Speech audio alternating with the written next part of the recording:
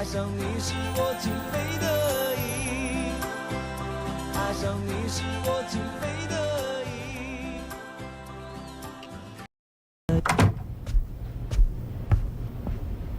Ano, Mama? May sulat ba? Ang dami ng sulat na yan. Tingnan mo. Baka merong notification para sa interview mo. O sige, titignan ko. Ang dami naman. Meron ba? Puro, honey. Ano? Hindi naman ito notification. Huh? Tignan mo. Puro mga bills ito. Water bills, electric bills, phone bills, gas bills. Puro late payment notice. Teka, bakit ganon? Ha? Mama, ang dami kong pinadalang resume. Pero walang sumagot kahit isa. Kaya pala, ang balita mataas ang unemployment rate ngayon. Pero bakit nagsisinungaling ang mga dyaryo? Hindi sila sinungaling. Kita mo, nawalan ako ng trabaho.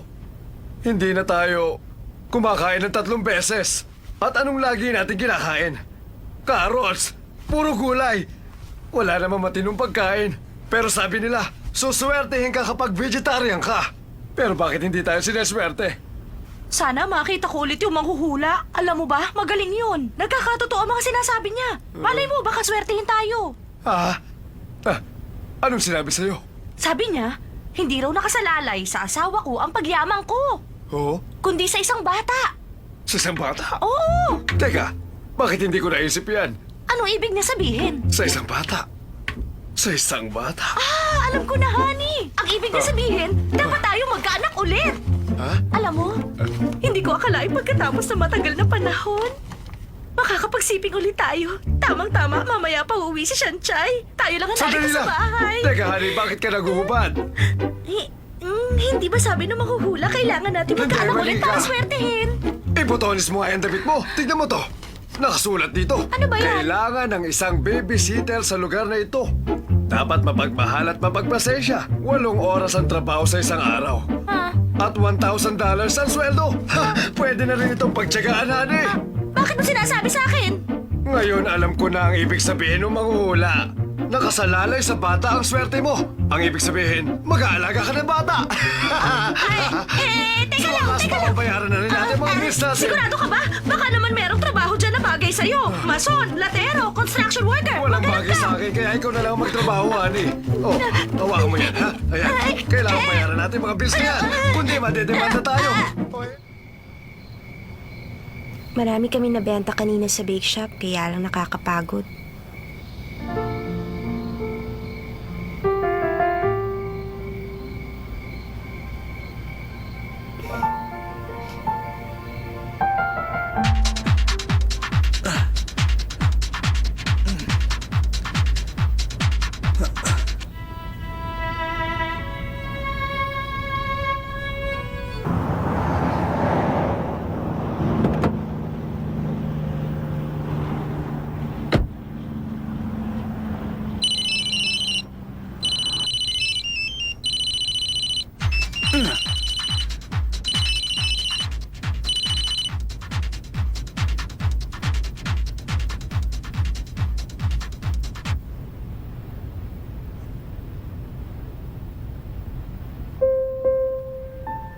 May message si Cheche. Kailangan nating pumunta dun sa bahay ni Aze. Papunta na dun si Simen. Okay, magkita tayo dun. Bye!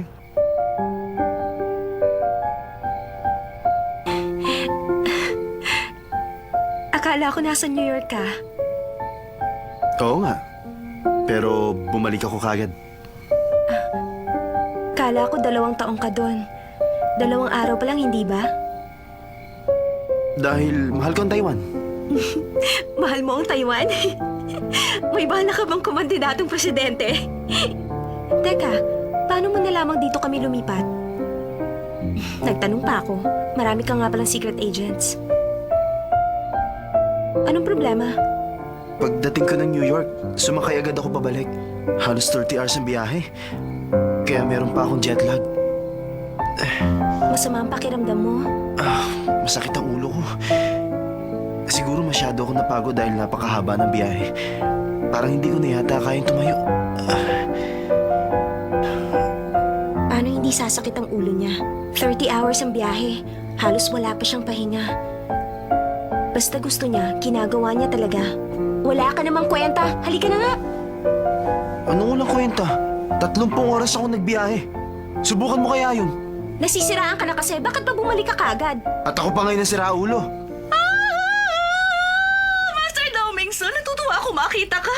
Hinatid mo ba ang anak ko Kasi si po- Shanchay kaya nandito ka? Ma, tumigil nga kayo. Kabababa ko lang po kasi ng aeroplano. Kaya meron pa akong jet lag. Sumakay ka ba ng aeroplano? Di ba malapit lang ang bahay nyo? Alam mo, ako hindi pa ako nakakasakay ng aeroplano. Halika na, pumasok ka na sa bahay. Doon ka na magpahinga. Ma, ano Gabi ba na, kayo? sigurado, uuwi ka pa. Nakakahiya ang bahay Ano ba, natin. nakakahiya ang bahay natin? Huwag mo nang isipin yun. Kailangan na magpahinga ni Master Ma! Daomingso. Huwag na po. Nakakahiya. Shanchay, huwag ka na maraming reklamo. Kalilipat lang namin dito. Pasensya ka na, maliit ang bahay namin. Papa! Kinain mo yung pangalmusal natin? Ano ka ba? Nandito si Master Daomingso. Magligpit ka naman ng mga kalat.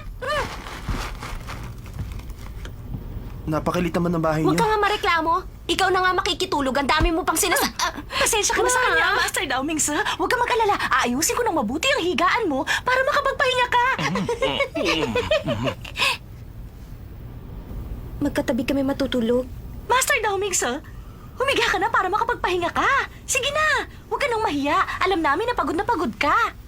At ikaw naman, Shanchay, matulog ka na rin. Oo nga naman anak, kayo na muna ang gumamit ng higaan namin. Kami ng mamamuhay doon na lamang sa labas. Paano kayo matutulog dyan sa balkonahe? Walang problema. Kanina pa kami nakapaglatag. Matulog na kayo. Sige na, matulog ka na rin. Ayoko. Isasara na namin tong pinto. Shansai, si Mr. Daomingso. Sige, sige Daomingso, mo. sige, humiga ka na doon at asikasuhin mo si Master Daomingso. Mama! Sige na, sige mo na siya. Ba kayo? Buksan niyo nga itong pintuan! Sunshine, humiga ka na. Huwag mo kami intindihin. Huwag ka mag-alala! Hindi namin kayo Oo, i-istorbohin! Puro talaga kayong kalokohan! Buksan niyo nga ito! Ang samaan niyo talaga!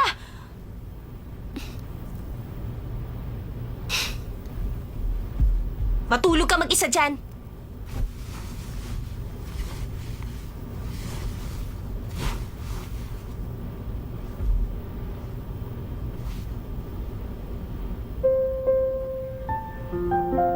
Ikaw talaga ang mahal niya, Asa.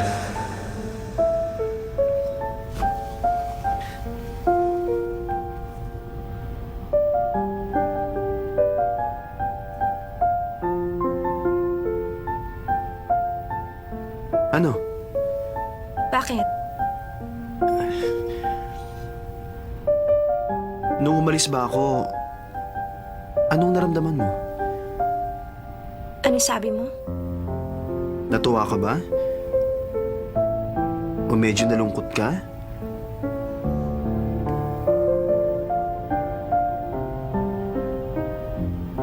Di bali na. Ano nga ba pakialam ko sa damdamin mo? Tulog na ako.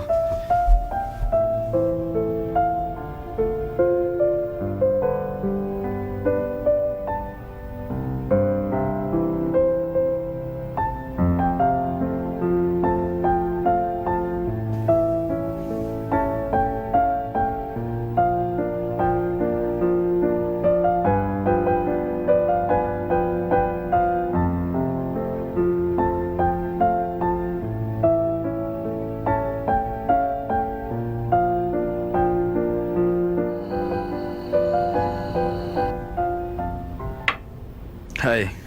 Sabi ni Liu, nagpasundo si Asi sa airport. Pero pagdating niya doon, maleta na lang ang nadatnan niya. Si Asi talaga. Di man lang tayo kinontak. Nasaan na kaya siya ngayon? Huwag mo kong tanungin. Pag ikaw nawala, mas madaling hanapin. Pag hindi kasama ng kaibigan, kasama ng babae. Ibang klase talaga si Asi. Ginagawa niya lahat ng gusto niya. Kung di pa nag-text si Cheche, hindi natin malalamang nandito na siya.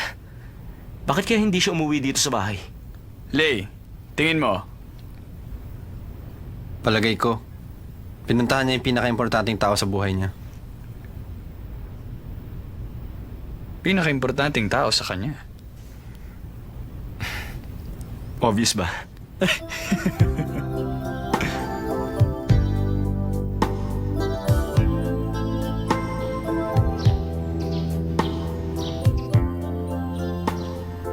Teka, bakit ang ikli naman ito?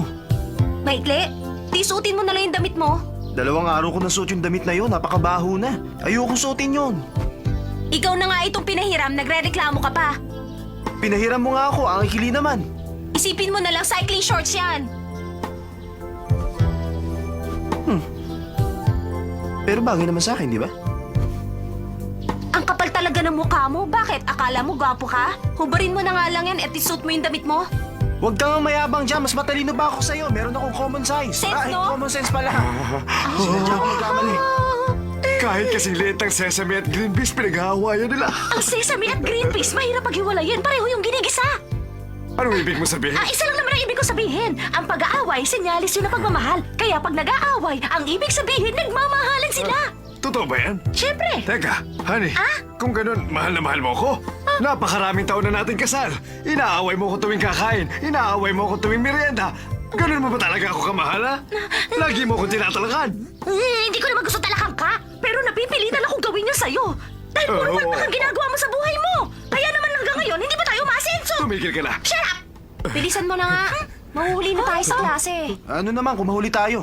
Kayo kasi ang may-ari ng school na yon, kaya wala kang pakialam. Pero ako, estudyante lang doon. Mama, papasok na ako. Tulog pa? Umalis na nga tayo.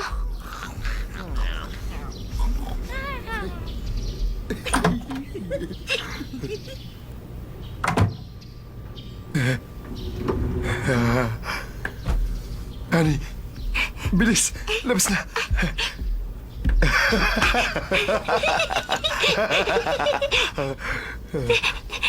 Tingnan mo, ito yung Cinderella chart niya. Umaayon na lahat sa pangyayari. At hindi lang umaayon. Napakabilis ang mangyayari. Oo nga, pwede na sumali si Shanchay sa Olympics. Oo, sa track and field. Ang galing naman. Natulog ang lalaki yung kasama si Sanjay. Natulog lang siya dito pero wala pang nangyari. Pero malapit na. Para na rin tayo sa presidente. Kapag nakasal sila. Magiging maganda ang kasal. Kailangan ko palang umiyak. At bakit ka iyak? Hindi ba pag kinakasal ang anak, nagiging emosyonal ang magulang? Nag-iisa ko anak si Shanchay. Ayoko mawala siya. Honey, huwag ka na umiyak na. Meron ako ng isang lalaking kailan ko lang nakilala. Iiyak din ako sa kasal dahil nag-iisang anak ko si Sanjay. Hindi ako makapaniwala magkakaroon na tayo ng manugang. Hindi ako makapaniwala magiging mayaman na rin tayo sa wakas. Welcome, Master Daoming, sir. May klase tayo ngayon. Bakit tayo magsha-shopping? Kailangan ko ng damit na pwede kong isuot ngayon. Meron po kami mga bagong design. Ikaw na pumili ng bagay sa akin. Ikaw ang magsusuot. Bakit ako ang pipili? Tingnan niyo, sir. Ito ang bagong design namin na galing sa Paris, France. Pwede niyo pong isukat sa fitting room. Teka, isusukat ko lang.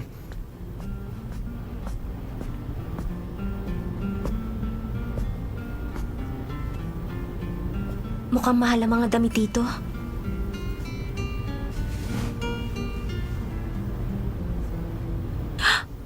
$58,000?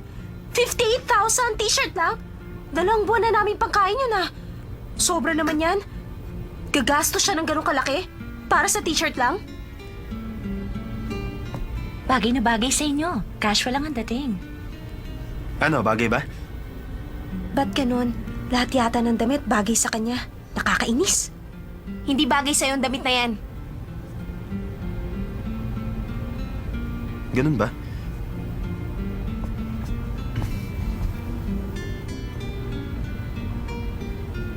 Bagay rin sa inyo. 120,000 po yan. Ito, bagay ba? Bagay na bagay sa'yo. Mas lalo ka nagbukang tanga.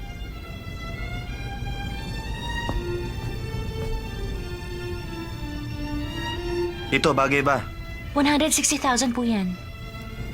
Ang pangit sa'yo. Napipikon na ako. Ang mahal ng mga damit na pinipili niya. Pero lahat naman bagay sa kanya. Bakit pa kailangan pa niya ng opinyon ko? Ano sa tingin mo? Bagay ba to sa akin? Mas bagay sa'yo yung pulang sweatshirt. Pinaglalaroan mo ba ako?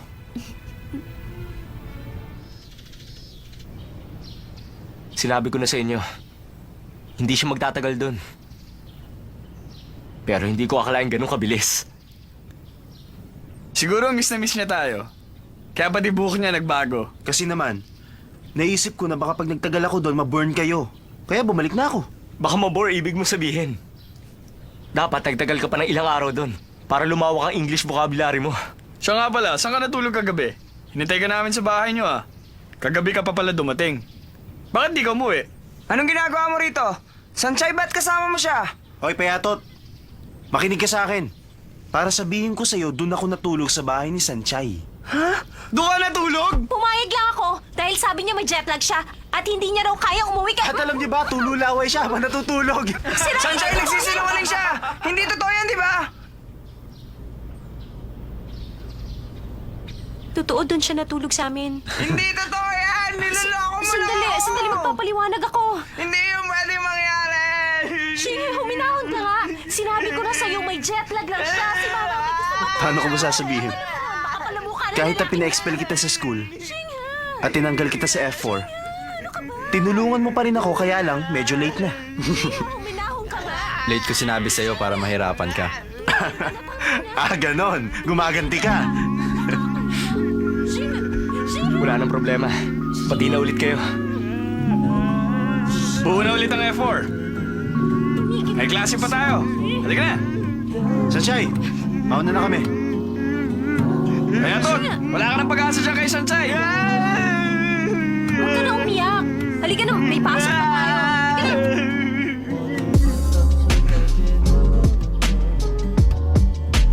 Maraming malulungkot at masasayang pangyayaring nagsisilbing alaala sa ating lahat.